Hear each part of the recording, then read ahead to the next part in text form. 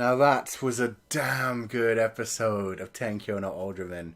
Probably the best so far, to be honest.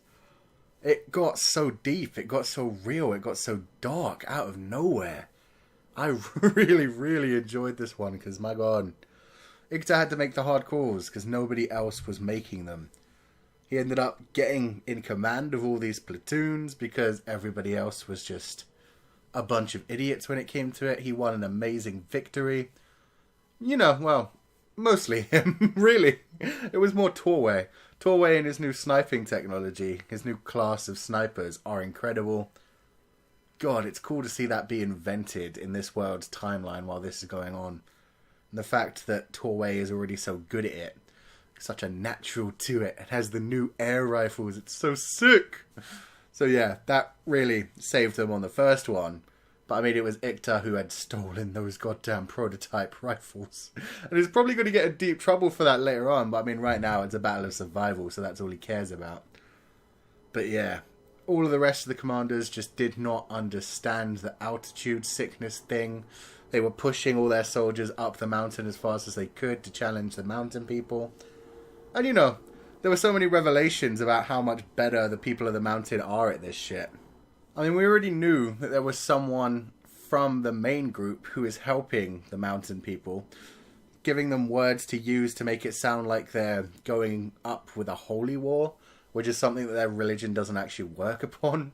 So there's someone from down the mountain who switched side dances with wolves style, which is pretty cool as it is, or maybe they haven't.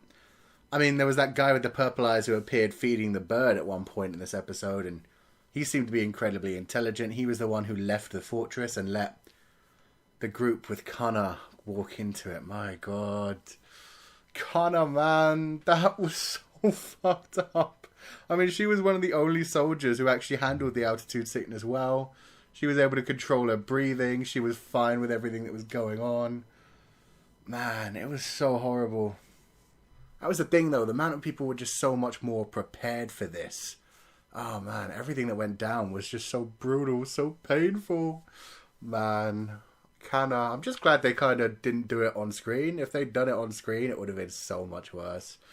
So yeah, doing it off screen was definitely the better choice. But it was still horrible. That moment when Ikta finally got up the mountain and looked in on them. And obviously we knew Kana was there, he didn't.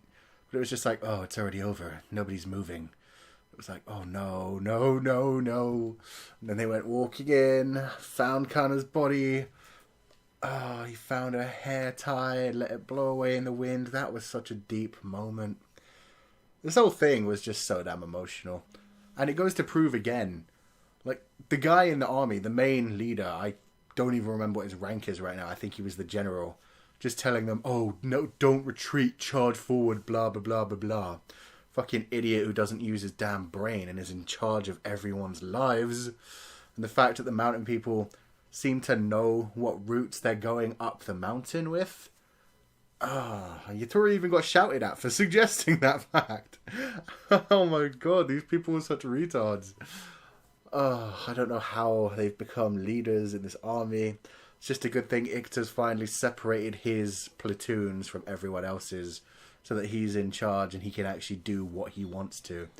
He's the only one with half a brain around here. Well, Kana had half a brain, was doing pretty well, you know, getting her breathing right, understanding the altitude sickness, knowing about all of this, but yeah, her squadron just had no clue. They weren't prepared. They were fucked.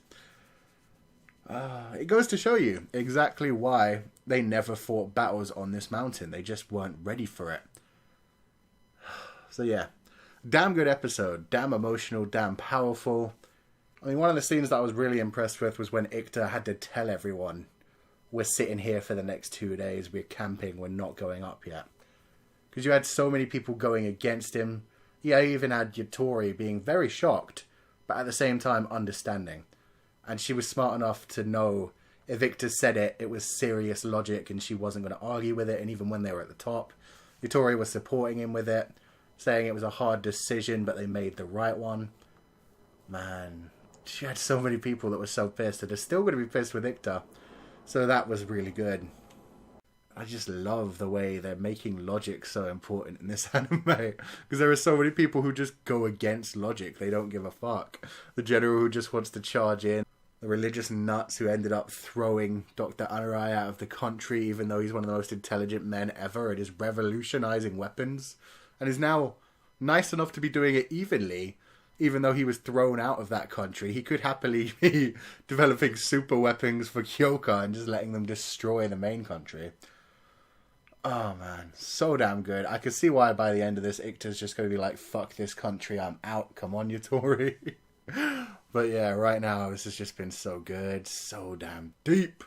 I want to see if they actually use all of this as like an emotional moment in the next episode.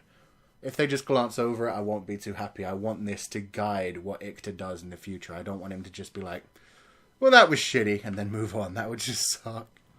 So yeah, I really liked this one. I just can't speak much about it. There's a lot of hints that are being dropped about what's going on with the idea of the enemies having someone who's switched sides from the main group. And I'm wondering why that may be. Maybe he fell in love with a woman from that side, or maybe he just decided we've oppressed these people for too long.